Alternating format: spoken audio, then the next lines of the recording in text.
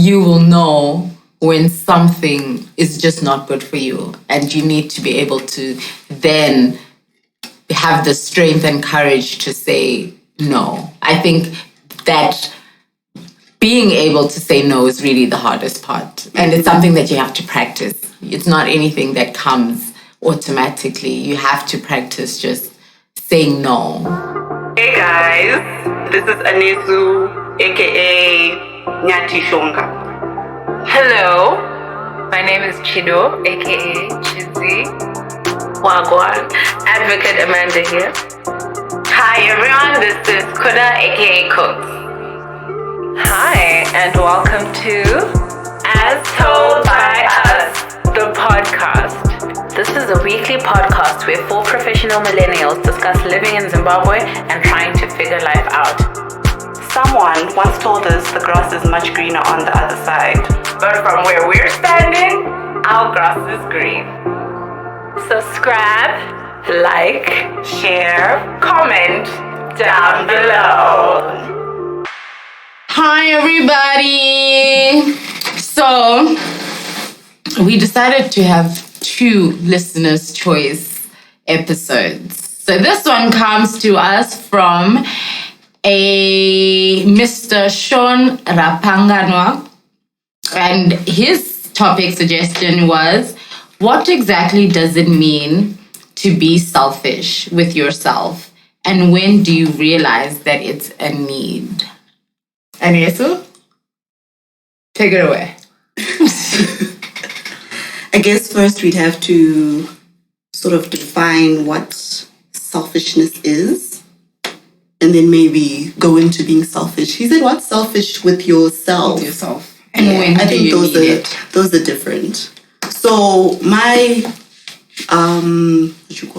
idea of selfishness is when you have no regard for other people's feelings and you just do whatever you want. Whatever the fuck you want. And I think being selfish with yourself is a bit nuanced in the sense that I think we spoke about this in like episode 1 of this season. And just choosing yourself and doing things for you, which I don't think is necessarily selfish. I think it's choosing yourself. I think it's self-love and self-care, to be honest. Period. But I guess it would then be how do you draw boundaries? Yeah, and that's what I wanted us to discuss today.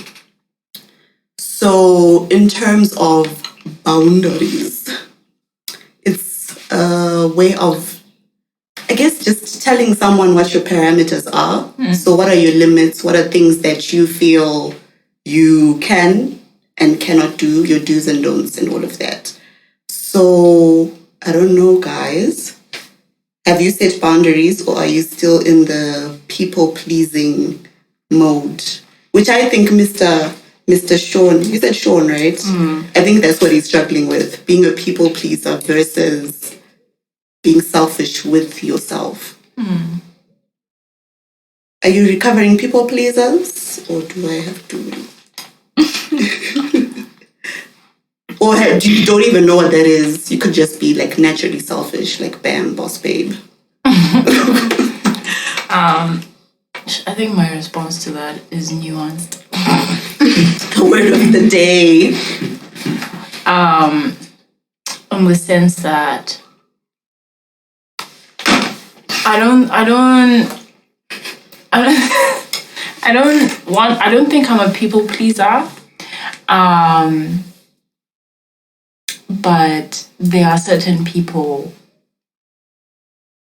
that I respect, not necessarily that I am for example, right? My parents or my family. I respect those guys, and still there are boundaries within how we interact with one another.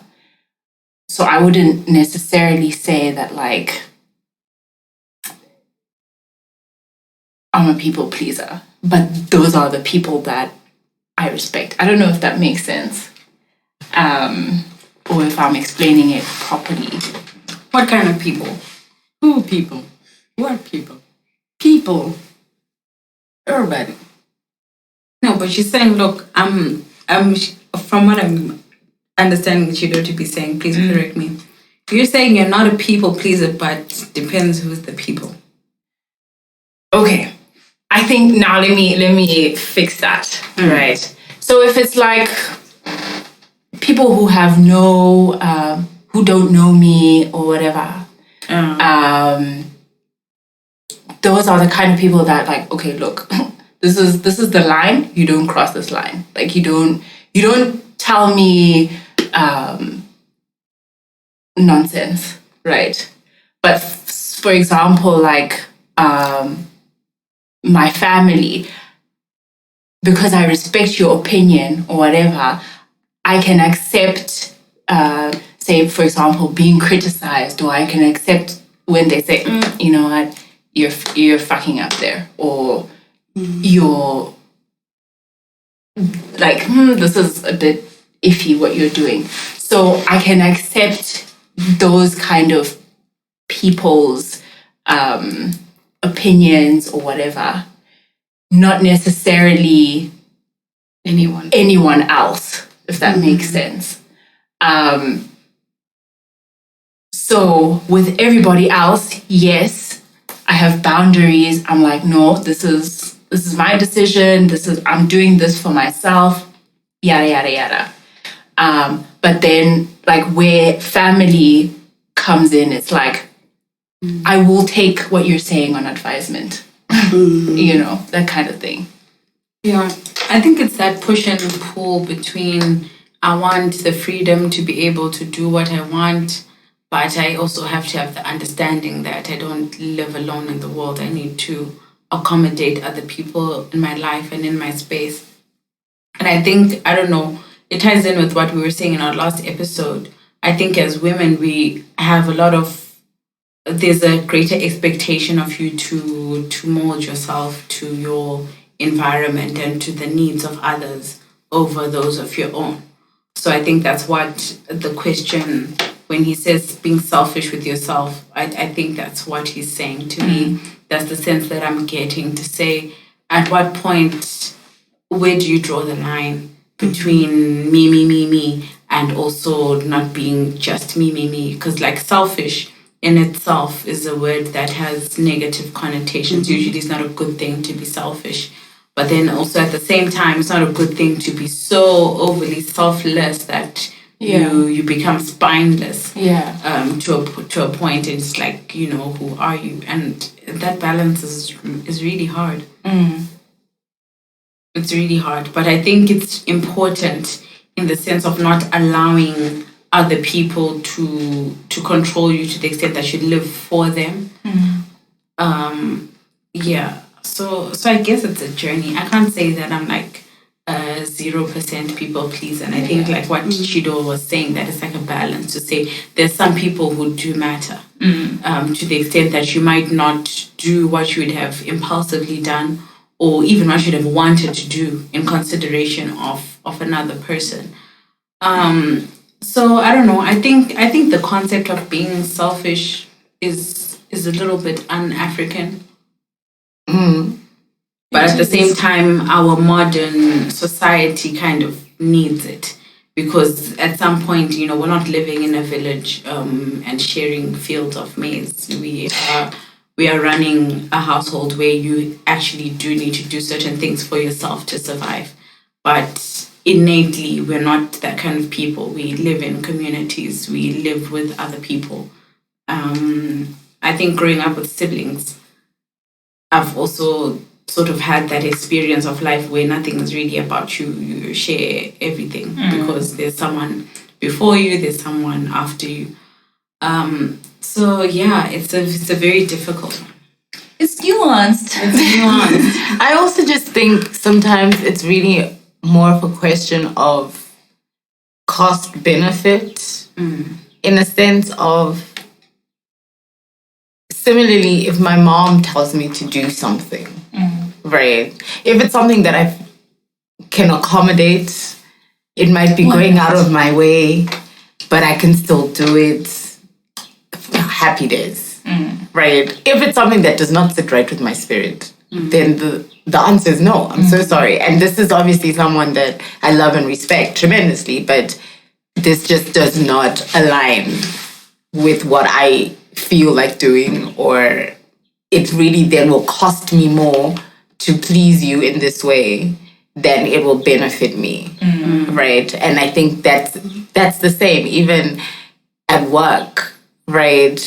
If somebody tells you, obviously someone who's not your boss, tells you to do something and it's just to make their lives easier, even if it sometimes then makes yours inconvenient, or maybe it's something that is just inconvenient, but it doesn't take away from you just helping somebody out. You know, worse if you can tell somebody is bogged down by work and they're just asking you, hey, can you help me with 1, 2, 3?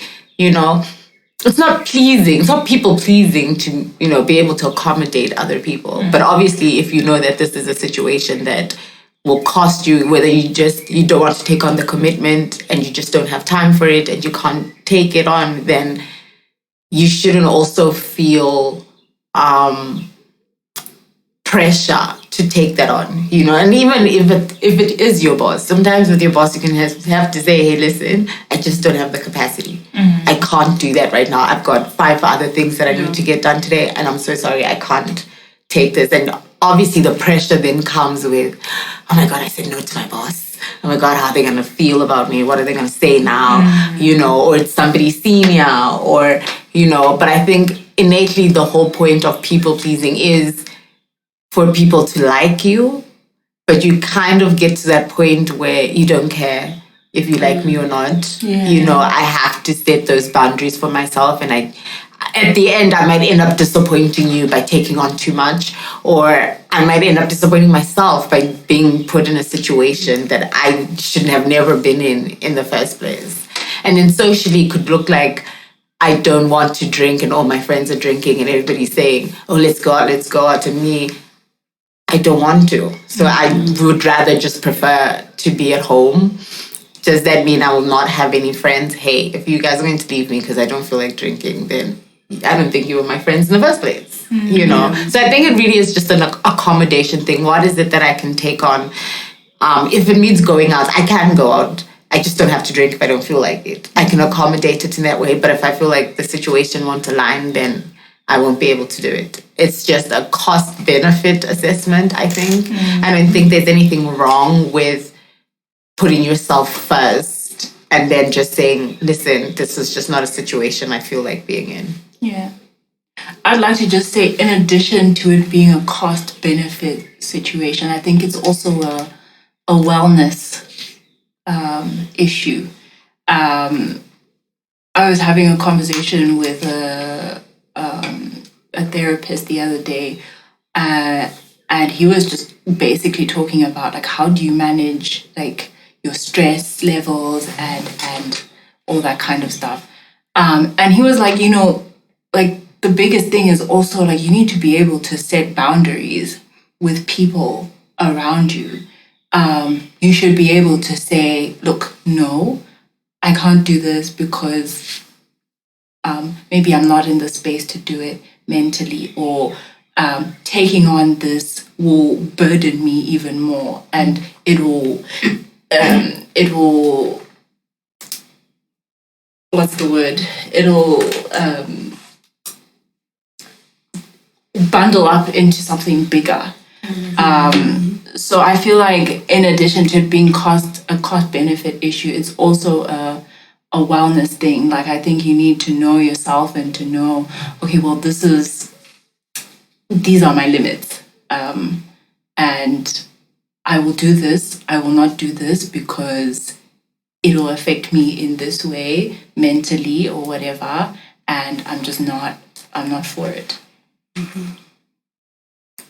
So when I was researching for this episode, I think what you guys are speaking about is actually the first stage of setting boundaries.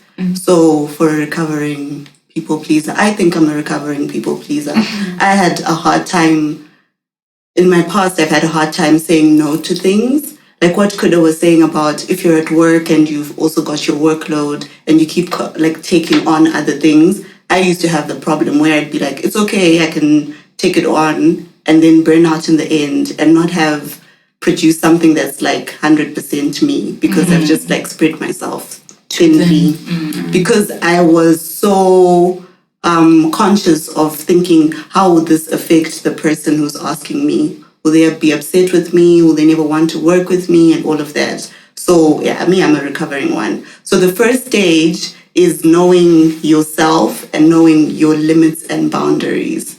So I think lots of people don't know that. That's true. Yeah. Yeah, so unfortunately it comes with experience. After someone's like done the most, that's when you realize, oh no, I could have said no to this, I could have done this and this. So apparently that's the first stage. Then the second stage I wanted us to talk about is limiting access to yourself.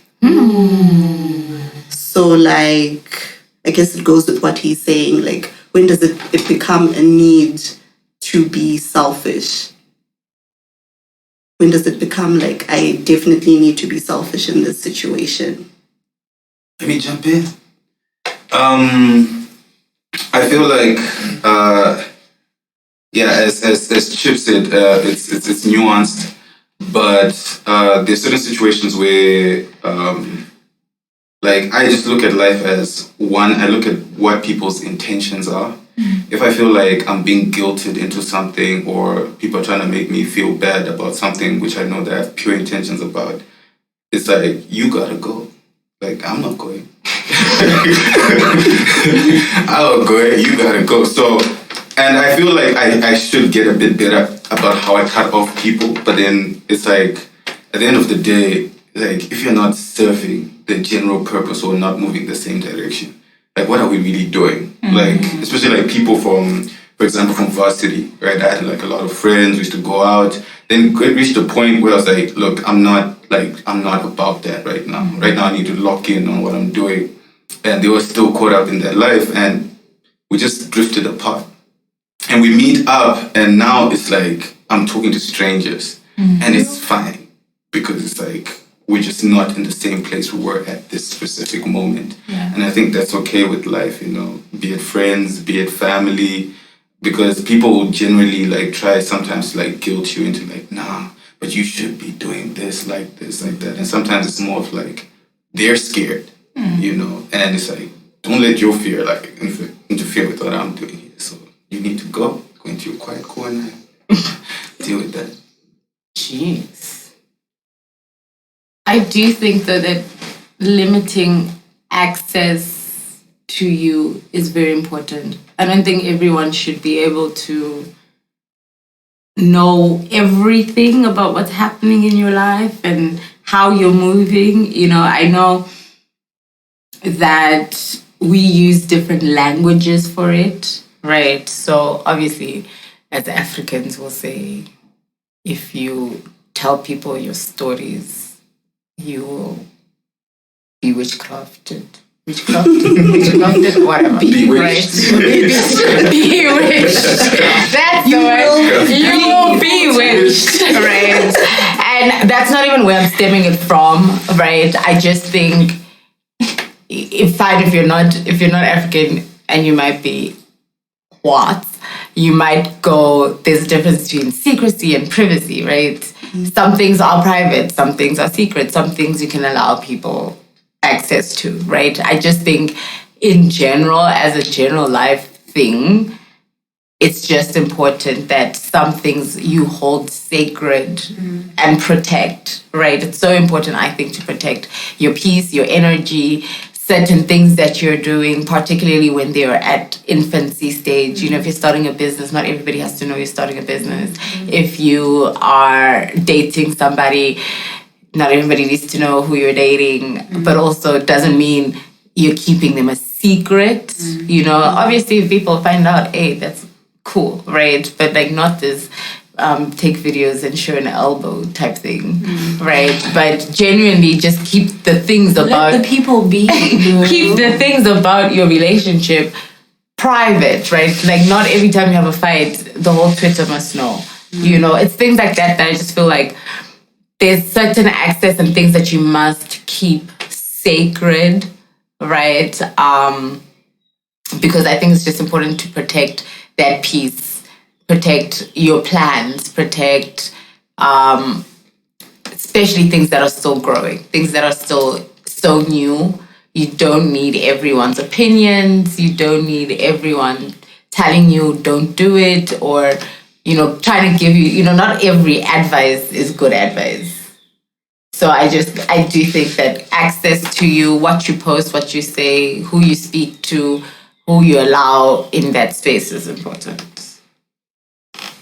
I think also, just to build on what Kuda said on limiting access, I think it's also important to realize that, when people say birds of a feather and all those things, to say you are basically is it 5 to 10 people that you hang out with the most? Total. I think it takes time growing up to realize the truth in some of those things.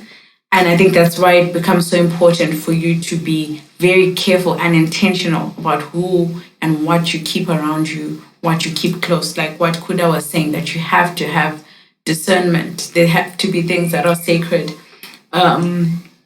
And there has to be circles that you've accepted to say, this is my circle, and you know where to put what. So I think that's quite important. And I think getting to that stage, like what Anesi was saying, that you recover. And for me, it's really been experiences that teach you. Because in the moment, especially with people-pleasing moments, I think I've also done it in a work setup where you take on more than you can chew. But in my experience, I felt like I needed to do that to really understand why that shouldn't be a thing. Because, at the end of the day, no one likes a people-pleaser. No one wants a yes person because you're actually not helping anyone in the situation. If I come to you saying I need XYZ done, that temporary moment of me saying, oh, nice, Anesu has volunteered to do this. And then I think, okay, it's sorted out. Only for you to drop the ball.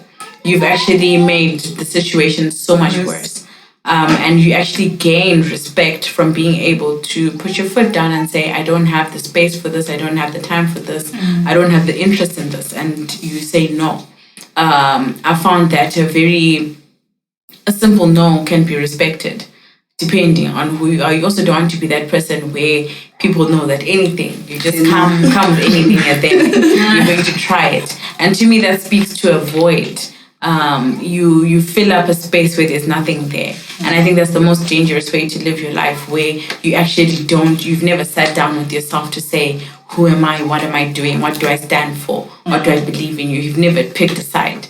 Meaning anything that comes your way, you're not doing anything better with your time, so I'm going to try it. I'm going to see. I'm going to give a peep, and that's then now just being unlimited. There is no self anymore, because you're just jumping onto anything and everything.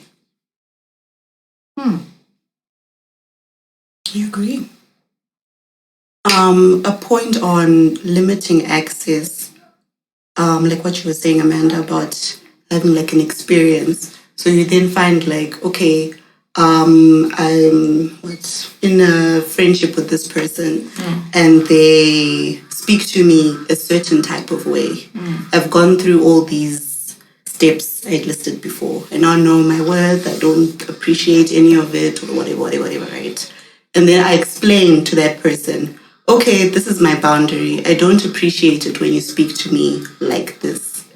I think one of the hardest things for someone who's people-pleasing adjacent would be, how do you detach from that person? I think MMV is just, he snips and keeps going, which is what I kind of understood from his explanation. He's like, if you're not with me, you're out. Cut it. But I feel like too high. You need to in terms of detachment, how have you guys gone about maybe setting that boundary and then detaching from that? Do you explain? Do you say hello? For me, right? I don't know if it's a good or a bad thing, but me, I'll give you chances, Tim. I'll give you chances. So that's basically, you explain the first time, okay, fine, this seems to be an understanding, okay, cool. It sort of happens again or comes up again in a different situation. You sort of have a thing about that. And that time period of chances, I found the only difference in recovering is just how much time you give. Before you have a long rope to say, oh no, maybe it's because this and that, and then you start to compromise on your boundaries to say that, okay, in this situation, because all these things will manifest in different ways, different scenarios. It can be like a certain thing that someone says in a certain way, and especially people who might be a little bit narcissistic or whatever in their nature, who will sort of hear what you say. Like when you come in and say, oh, no, Amanda, I didn't like the way you said this and that. And that person either goes into like a defensive mode or to say, oh, no, but that's not what I meant, this and that. You giving a long rope, you're like, oh, no, maybe I'm the one who got it wrong in that situation. And then that's where the rope lengthens. And I'd usually wait for a time until I'm like fed up. Which is why I say it's a good and a bad thing, because the bad part is that it would really build up to the extent that when the cutoff happens, it's cold, it's clean. It's even like, but like, nah. Like it's literally like that was your chance number 19, but it was number 19, so we are done. And then it becomes quite harsh and abrasive. And I think the time it takes to heal and move on from that, then it becomes quite messy. So that's why I think it's bad. And I think the development is just the amount of time. People will normally show you exactly what it is that they're showing you. And I think if your boundaries are not firm enough with yourself, that's when you slide them. Say, oh no, maybe she didn't mean it like that at that time, or maybe this, or maybe I'm even unreasonable for wanting this particular thing. And then you go have this push and pull until you let it get to a point where by the time the break happens, it's like literally you've exploded because you've been taking this for so long. So for me, really growth is a shortening of that time span where it's like, I don't need to doubt myself, because usually your instinct about whatever's happening, if it's a situation that's giving, I need to limit my access, there's something that is speaking to you, and it's that trusting yourself to be like, once my vibe says about this situation or person, I need to trust my vibe more than what it is that you're telling me or presenting to me, because usually we then substitute our instincts, which are on point. Because you're like, well, I don't want to not be liked by these people, so I'll just ignore the way I'm feeling until it's too late. And I found it's quite hard, and it's a journey to get to that point where it's like my vibe is saying no, I don't have concrete evidence to prove that the situation is not it somehow. I can't really even articulate it at this point, but I'm choosing to trust myself and be like, nah. So yeah, I think while you were talking, I was actually just thinking about my life very deeply. No, but I think I'm very much like you. I'm a benefit of the doubt kind of person, like until really, like I'll give you a very long rope for you to eventually hang yourself with. In the sense that, like, I'll give you a really long rope, like, okay, I'll give you the benefit of the doubt, lengthening the rope, until really, it's done. Like, I'm over it. And then that's when it's like, cut off access. And even then, I'm also the kind of person who I've explained kudara. I explained it a long time ago. You didn't get it. You repeated. I gave you the benefit of the doubt. So now when I'm cutting off that access, it's just a clean cut. I'm not even going to explain. Like, it's just going to be that's that. Gone. Yeah. I'm not giving anyone a rope. Mine is very much, if I tell you once and you don't do it again, and then you do it again the second time, it's kind of it. Like, it's dead at that point for me. I don't find the need to continue to explain. I've already explained it. And when you get cut off, then at this point, if you don't know why you're cut off, that's not my issue anymore, right? But obviously, there are certain times and circumstances where you can't cut off people, right? Either your family, you're in the same group of friends, you work together. Even if I wanted to cut you off, I can't. But I think something that I have mastered is really the art of detaching, right? So I will speak to you when it is necessary for us to have a conversation. There will not be any bad vibes or bad feeling. Like, I feel so indifferent towards you that, like, I can't even feel bad about you, right? So I just don't put a lot of energy into that relationship, and it ends up just being, if let's say it's a work thing, if we're talking about work, then cool. If you want to now come talk about my personal life, then no, right? If we are family, when we meet and we talk, but you will not find me after, right? I think it's just sometimes you can't necessarily cut people off the way you can a stranger, and you have to be able to coexist with someone.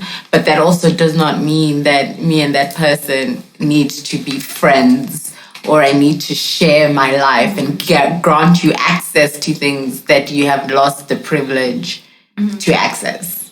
I think sometimes we also have to look at ourselves as valuable, right? And everyone has access and everybody is granted access, but your access can be denied. Access denied. I think Kuda raises a good point to say, even with the limiting access thing, it's not a black and white, it's not a all or nothing kind of cut, but sometimes it's also just knowing how far the rope goes with a certain person. It doesn't have to be a dramatic, I'm never speaking to you again, I'm blocking this person. But for me, I found it's just as simple as even just knowing to say, this is the kind of person I'm dealing with. And so this is how I approach things with this particular person, which would mean that, okay, we are in the same situation because we share an office, we share a workspace, but that's as far as our relationship goes. And then you actually find a lot of peace in that because you were able to limit the access that person has, given the particular situation. So yeah, it's not black and white. Yeah, I'm going to chime in from working in the entertainment industry. I tend to move around people. A lot of people who I know don't like me. And I have to My haters, variable. My enemies, variable. And you kind of have to deal with them like almost like a zookeeper. Like when you're dealing with a dangerous animal, you just need to know that, okay, this is what I need to do to protect myself. And I have to be a bit more strategic about the selfishness, because sometimes this particular person, for me to get to where I want to get, like I have to deal with them, I have to interact with them. So I just have to protect myself to a point where it's like, okay, because I know the nature of the person I'm dealing with, I have to lower my expectations. I have to be like, okay, be very intentional about every interaction, know what exactly I'm going for, and know that, hey, this person, if they move in a shady way, it was part of, I just have to charge it to the game. It is what it is. Charge it to the game. Yeah. But I feel like just putting yourself first, understanding, back to the question, understanding who you are, and then what's good for your health, right? Things that don't lead you to depression or anxiety or sadness or stress or whatever.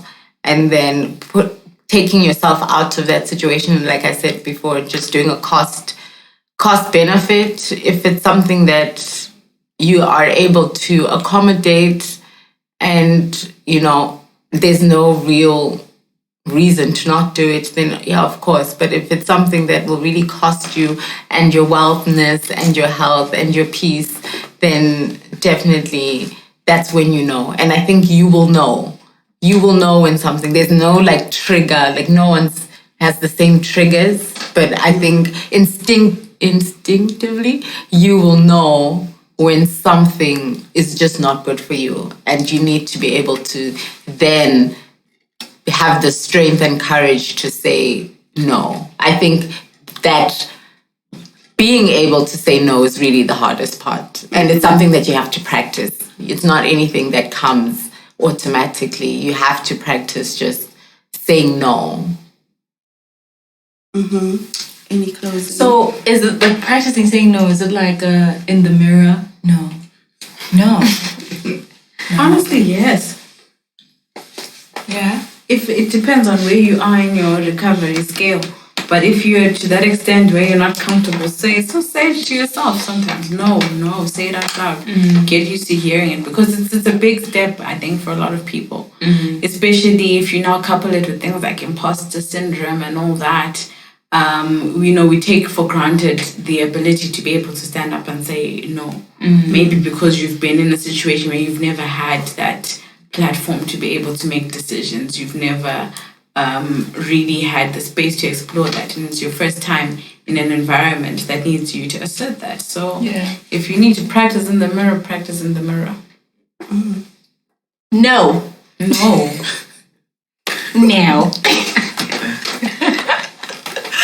Oh my gosh. Any closing? Anyone want to say something about being selfish? Do it. Do it. It's good for you.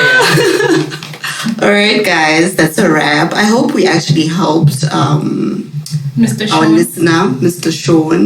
We really like your listeners' choices, guys. When we do ask for them, please do send them through. And we'll see you in the next episode.